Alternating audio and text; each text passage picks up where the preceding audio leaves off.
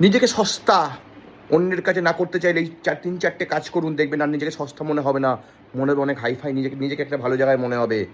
এক, নিজেকে অন্যের সাথে তুলনা করবেন না। 2, অন্যের প্রবলেমে নিজে থেকে বেশি করে মাথা ঘামাতে যাবেন না, এ থেকে নিজেকে বেশি সস্তার মনে হয়। আর 3, কেউ ডাকবো বললেই ফট করে চলে যাবেন না। কেউ ডাকলো ফট করে চলে গেলেন, মানে একটা গা হেলা ভাব, ওতে নিজেকে বেশি সস্তার মনে হয়। আর 4, কারোর অন্যের প্রবলেমে নিজেকে বেশি গা এলিয়ে দেবেন না। সেটা প্রবলেম সলভ করুক, যদি তোমাকে বলে তবেই তুমি যাও, নাহলে যাওয়ার দরকার নেই বেশি করে।